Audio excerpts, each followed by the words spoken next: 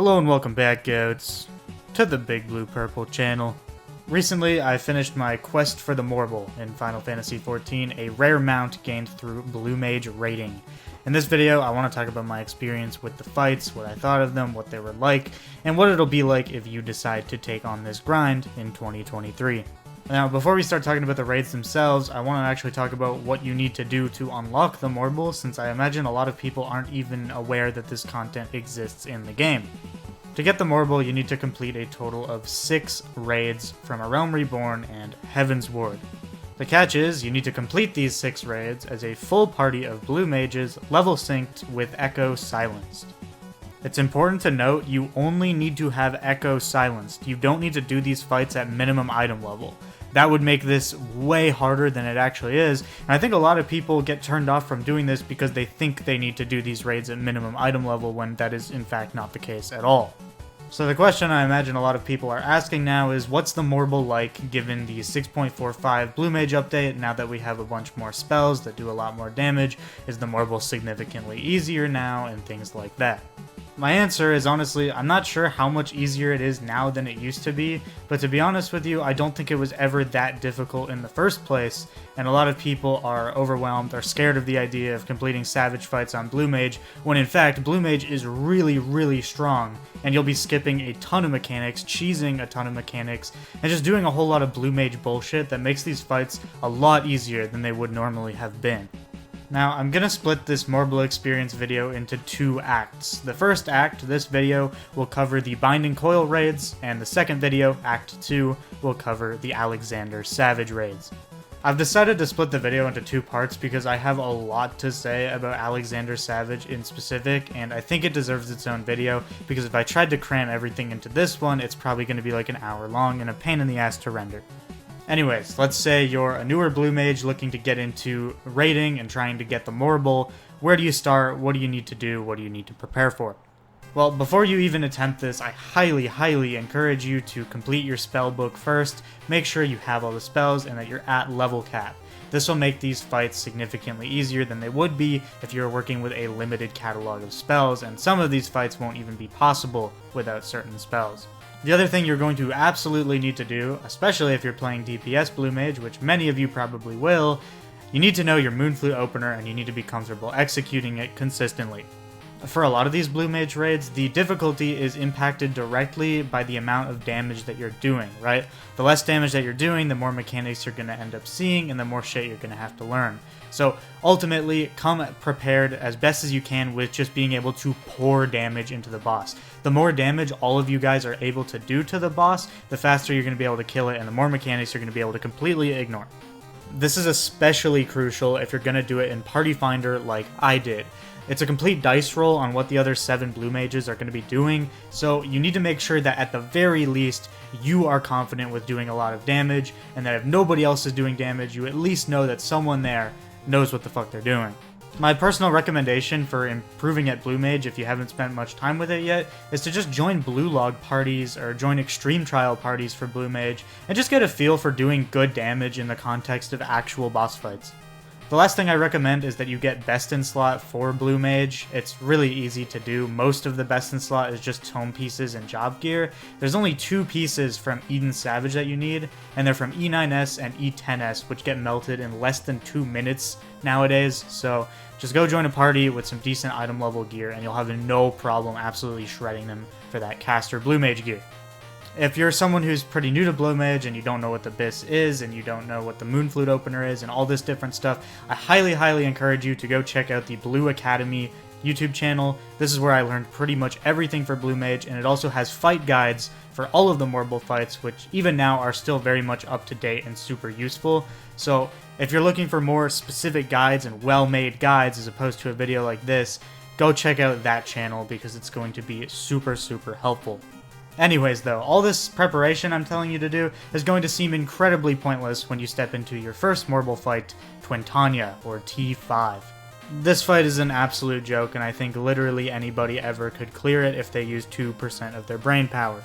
The only 2 people who really need to look at their screen is the tank and the healer, because the tank needs to be mitigating the busters, and the healer needs to be healing the tank. Everyone else is just going to be shitting damage all over Twin until she goes untargetable. There are literally like no mechanics to speak of in this first part of the fight. You just watch as her health bar goes from 100% to like 30% in a few seconds. The only real mechanic you even have to do in this fight is dive bombs here. We stacked up on this A marker placed on the dip in the arena. As soon as you see the dive bomb marker show up, you're just going to move forward, and then as soon as it goes away, you move back. Our B marker was way too far forward here, so like that was confusing people, I think. But the idea is that you just move off of the A marker and then immediately back onto it, and nobody will get hit. You can literally see in this clear pull as well, we were fucking up the dive bombs pretty miserably, but it just doesn't matter as long as you don't get knocked out of the arena. It's not precise at all, and you can get away with a lot of bullshit here anyway, so you really don't need to like prepare for this in any way. After 3 dive bombs, a set of ads spawn, you just burn them down with missile or level 5 death, any of your kind of one-shot cheesy spells. They work on all the coil ads, so make sure to bring those. After the ads are killed, Twin does 3 more dive bombs, which you resolve in the exact same way, and then she spawns more ads, which you also just kill in the exact same way. After 2 phases of ads and dive bombs, everyone's going to go into these Neuralinks here. We have the party stack in the left Neuralink, and the tank go alone in the right Neuralink. There's also a chance, though, that both of the Neuralinks land on top of each other, so the tank can't be in a separate one. If this is the case, the tank just needs to turn the boss around as soon as the big insta-kill move goes out. Basically, Twin will do a big insta-kill ultimate attack, which will kill anyone not standing in a Neuralink. After this big ultimate attack, she'll follow it up with a big tank cleave as well, so the reason we have the tank go separate is so that nobody risks getting hit by that cleave. But the cleave is like a couple seconds after the attack anyway, so your tank can stand with the party and then just turn Twin around afterwards for the flatten. Nothing in this fight is really precise at all, and you don't really have to worry about it too much. After Twin becomes targetable and does the ultimate, make sure to get out of the Neuralink because it reduces your damage while you're standing in it, and just melt the rest of her health bar. She will die here immediately. We have so much damage, you skip everything else. Don't even see twisters. All in all, as for my personal experience PFing this fight, it was incredibly funny, honestly. I hadn't even intended to really start doing the Morbol yet, but I saw a T5 party up and I said, hey, I'm curious, like, what was this fight like? I'm just gonna go join. It said, you know, watch a guide, fresh prog, so I figured I was gonna be in there for a bit. We went in and we one-pulled the boss, and it was absolutely hilarious. I had to go back and do the fight again for footage because I killed it so fast I never even thought to record it. All in all, T5 is a complete joke, and it's nothing to be afraid of. Literally anybody who has Blue Mage leveled can do this fight. There's nothing crazy going on here. T9, or Nael, is a much more challenging fight in comparison, but it's still not very hard at all, and I think most people can pretty easily do this one as well. This fight ends up being a lot more involved than T5 was, just because the boss goes untargetable a lot, and you don't get to skip those mechanics because she's untargetable, and you have to resolve them. Similar to dive bombs, but the mechanics are, you know, slightly more challenging. As long as your group has good damage and level 80 spells, you'll have no problem skipping what we call first meteors, so you can safely ignore the first set of golems and just burn them down as fast as possible. The golem spawn marker is the one you're seeing over my head in this footage. We have the 3 players marked to just go stand in the 3 circles in the middle of the arena. We didn't like assign anyone to specific spots or anything. You have so much time to pick a circle and stand there so that other people can adjust. The only little thing to remember with these golem drops is that you need to move as soon as the marker disappears from your head.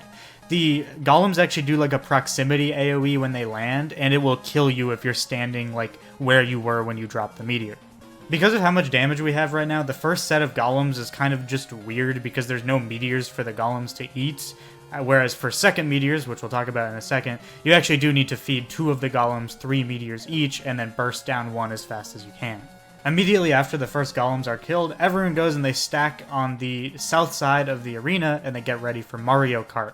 As soon as you see the first little meteor marker appear, everyone starts Mario Karting. Hold W, do not stop, do not pop, sprint. Make sure everybody starts moving at the exact same time, and as long as that happens, no one will die. If someone starts moving slightly late, or if someone pops sprint, 2 of the meteors will touch and it will kill the entire party. You can't have 2 meteors touch. Most of your time wiping in this fight will probably be to Mario Kart, and you won't even know why you're wiping because some guy is just like a second too slow, but you're not even able to tell which guy it is because of server tick and all this different bullshit. So Honestly, it's kind of a weird fight to prog, since most of your time wiping will just be to Mario Kart RNG. At least that was my experience. Immediately after Mario Kart, 3 more players will have to spawn their golems on the markers in the middle of the arena again, and then the red and the blue golem need to be fed 3 rocks each.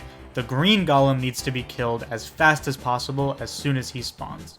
The order you kill red and blue in doesn't matter, just make sure that they eat 3 rocks each before you kill them. Again, this mechanic isn't very confusing or difficult, but people will mess it up. They'll burst down a golem too fast and kill it, and then you'll have to wipe, and all these different party finder shenanigans, and you'll kind of just be left wondering, like, is this fight hard? It doesn't seem hard. Why are we dying? The good news is that's pretty much it for this fight. You're going to go into phase 2 now. We all diamondback the phase transition just for safety, but you definitely don't need to do this. You can just throw out Mighty Guard instead or something along those lines. The reason we started diamondbacking is because if you miss a meteor feed during second golems, you can survive 1 meteor explosion if you all diamondback. As for phase 2 here, this phase is super free because we have so much damage you don't have to do any mechanics. Make sure to press your anti-knockback for Heaven's Fall as soon as the big tower lands in the middle. They will do a knockback. Don't die to that. It's really embarrassing. Otherwise, you do your Moonflute reopener, do as much damage as you can, and the boss should be within sting range at this point. As soon as Waning Nocturne wears off, just final sting and you're done. There's like some fire, ice, and lightning mechanics going on in this phase, but you shouldn't have to do any of them provided you have good damage anyway. I got the lightning spread, so I ran away from the party here, but I didn't realize she was casting Dynamo, so I just kind of ate shit anyway. But hey, we can live a Dynamo hit, so it's not a big deal. At this point, we all just stung and the boss died. It was honestly the second easiest fight out of any of these by far. That being said, just because the fight is pretty easy doesn't mean you aren't going to be wiping here in PF a ton. It took me 3 separate groups to finally kill Nael, and it was honestly pretty infuriating. I was really glad that the 3rd group was finally just able to do it. The main problem is blue mages coming into this content with no idea how to do a Moonflute opener, no idea which spells they're supposed to have for each of these fights, and just overall a lack of knowledge about the job rather than the fight itself, because so many of these fights mostly come down to being a blue mage knowledge check rather than a mechanical consistency check. So please, I just ask you, if you're watching this, to take the Morbol raid somewhat seriously. Yes, this is a lot easier than like Current Savage or something like that, but it's still raiding, and you're still expected to take it somewhat seriously. You know, make sure you're eating food, and potentially even using pots when you're going for the kill, because more damage and more health is super, super important on Blue Mage. The current food we're using is the Caviar Canopies, which is spell speed plus crit, so make sure to get yourself a bunch of that for blue raiding. It's super, super good. This was the fight where I was like, okay, I'm enjoying this, I'm gonna go for the Morbol now. Before, it was kind of just like, I'm bored and I'm joining Morbol parties. Now it's like, okay, I want this mount, these are fun raids. This raid was also where I met a fellow blue mage who happened to watch my channel, who offered to help me through all of the Morbol raids. So for that, I was super, super grateful to have another player with me who had eyes, they had a monitor, and they were in fact making an effort to do the mechanics, because it made raiding a lot less stressful when you at least knew that one other guy in your group was gonna do things right. So hey, if you're watching this, you know who you are. Thank you. Now finally, for T13, Bahamut himself. This fight is quite a doozy in comparison to the other two. It's significantly harder in my opinion, and it's significantly jankier as well. This is where your skills as a blue mage in particular are really going to get put to the test. You're going to get real used to turning Mighty Guard on and off over and over again during this fight, because Bahamut does so much fucking damage, we need Mighty Guard to survive like 80% of everything he does. Also, if you have the balls to attempt tanking this fight as a blue mage, be prepared for absolute hell. Bahamut basically just fucking spams tank busters that do so much damage you need to diamondback all of them, and so all of your downtime where you're not diamondbacking, you need to be spamming Blood Drain to get enough mana back to continue to diamondback. I didn't tank this fight personally, but I have a lot of respect for the people in my groups who did tank because it looked insanely hard. If you're going to prog this fight, be patient with your tank, because they are working 10 times harder than everyone else. For this fight in specific, you will need rough spread position. That's what all these markers on the floor are for. Basically, everyone will pick a marker, and that zone is kind of their spread area for Mega Flare. Mega Flare will basically target all the players with random shit, so some players are going to get spreads underneath them where they just have to move out, and other players are going to get stacks. The stacks are like this circle of diamonds around you. We had the stacks go directly under Bahamut to resolve it. The reason we had the stacks so close to Bahamut is because if the tank gets selected for stack, and they're in the middle of a diamond back, everyone needs to go run and stand with the tank. So you'll need to use your eyes for that to see, does the tank have a stack? If they do, we need to go stack on the tank instead of under Bahamut. At 76% of his HP and at 52% of his HP, Bahamut does an ability called Giga Flare.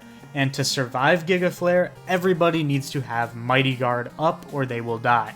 This is where the Mighty Guard jank of this fight comes into play, which is without a doubt the hardest thing to deal with on a consistent basis. You need to remember to turn Mighty Guard off after you use it to survive something. If you don't, you're losing 50% of your damage, and you're risking pulling aggro from the tank and potentially killing the entire party. You can see in the footage here, I completely forgot to turn Mighty Guard off. I'm spending primals, I'm doing big damage spells, and they're not doing big damage, and that is entirely my fault for not remembering to turn off Mighty Guard. This is without a doubt the most jank part of this fight that kills so many groups, is just people forgetting Mighty Guard, people forgetting to turn it on, people forgetting to turn it off, etc, etc. They're right there in this clip. I took Bahamut because I had Mighty Guard on and I killed the entire party. So don't be me, don't make that mistake, even though everyone's probably going to make that mistake a couple times. It's the most jank thing about this fight, but you will get used to it. Otherwise, there's this orb soak mechanic. This is pretty straightforward. Basically, you want one player to take one orb each, and no more than that. If you need to take 2 orbs for whatever reason, because someone fucked up or whatever, just make sure to pop Mighty Guard before you grab it so you don't take too much damage. This isn't a very crazy mechanic, and most people will be able to go walk into an orb and soak it. I never really ran into issues on this mechanic, to be honest with you. After Bahamut does Giga Flare for the second time, which will be at 52% of his HP, everyone's going to go stack in the center of the arena and make sure they have Mighty Guard on and did not turn it off after this Giga Flare. You want to leave it on for the entire duration of the ads phase. All the mechanics that happen in this phase, we simply just use Diamondback to completely cheese and skip. The easiest way I found to remember the timing here is after you see 2 pulses from the orange dive bomb marker, you hardcast Diamondback. As long as you remember this rule of thumb, you will never die here. This ads phase is super easy. Dying to dive bombs is very embarrassing. Don't do it. Don't mess up the Diamondback timing. Everyone will see you in 4K get launched outside of the arena. The ads themselves are vulnerable to missile and level 5 deaths, so just spam that on them and you won't have to worry about anything. We just leave Mighty Guard up here because it doesn't matter. Missile isn't affected by the damage reduction, and we want Mighty Guard to survive the dive bombs and mechanics in this phase anyway. This phase is excruciatingly boring. There is nothing happening. You're shooting missiles at ads and diamondbacking like 3 times, and that's it. It lasts for the majority of the fight. Like more than half of the fight is you just standing here doing nothing. And it kind of sucks because the rest of this fight is really fun, and it's one of my favorite of the Morbol raids. So I don't like this ads phase. It's lame. It's not a very fun thing to repeat over and over again when people mess up on the final phase. Bahamut will do his huge Ultra Mega Giga Exaflare thing, and you'll all want to be standing in the Neuralink in the middle and use Diamondback to survive, and he'll become targetable again after this. Everyone needs to turn Mighty Guard off. If you leave it on, you have a very high chance of stealing aggro and hitting every single person in the party with Akmorn. It's also very important that you don't Moonflute in this reopener, because the Waning Nocturne will leave you unable to cast Diamondback for Mega Flare, which you need to do now. Basically, Mega Flare in this phase has some more mechanics going on, so to safely ignore them, we all just go to our spread spot and press Diamondback, and it will completely resolve the mechanic, no one will die, and you'll effectively have skipped it. I think this phase kind of ends up being the easiest part of the fight because we're cheesing so much shit with Diamondback. You will need to worry about Earthshakers in this phase, which are honestly super easy to deal with. You handle them like most Protean baits in this game. You're just going to take them away from the party. They drop puddles underneath you, so you'll need to move out of the puddle and bait the next one. And you'll just have to bait 3 of these big Earthshaker cleaves. It's honestly super easy to do, and once you've done it a couple times, you'll have it down no problem. But that doesn't mean that the people in Party Finder are going to be able to bait Proteans, because when have they ever been able to bait Proteans? Jokes aside though, this mech is a little scarier than I'm making it out to be because you need to throw Mighty Guard on as soon as you get targeted for the Earthshaker. If you don't throw Mighty Guard on, your healer's either going to have to work in overtime to make sure you don't die, or you're just going to get dropped. We only had to resolve one set of Earthshakers because we just stung the boss as soon as the second set started. That's pretty much it for T13 though. This fight really isn't too bad. It's just a lot harder than the other two because it's quite a bit more involved from all 8 players. Despite the really boring ads intermission, I still really loved doing this fight on Blue Mage, and it was without a doubt the most fun of the 3 Coil raids to me. I had so much fun in T13, and the kill that you're seeing right now is one of my favorite kills that I've experienced in this entire game because of how fucking close it is. Like, Final Sting is such an amazing ability. I love the tension it creates at the end of every single one of these raids. It was an absolute blast to watch this almost 1% wipe become a kill in the last second thanks to a swift-casted Final Sting. It was so nice to be able to make a significant memory with this super old content I would have otherwise never experienced if I didn't do Blue Mage. All in all, to actually just talk about the fun factor of these fights, because I'm sure that's why a lot of people are playing video games to begin with, you know, is to have fun. I really enjoyed all of these. T5, even though it was a joke, was kind of fun as a result of that, you know? Especially when the other 5 Morbol raids are pretty substantial in comparison. It's pretty funny to just go into T5 and absolutely melt it. T9 is also a surprisingly fun fight for how boring it looks, if that makes any sense. Yeah, you're just feeding golems rocks, and it's basically just a super long ads phase, but for some reason, I found that ads phase to be pretty rewarding and fun to do. I never really got terribly bored of the fight or sick of it. I thought T9 was actually just a lot of fun. And T13 ended up being some of the most fun I've ever had raiding in this game, despite just being an old Blue Mage raid that we shredded in a couple of lockouts.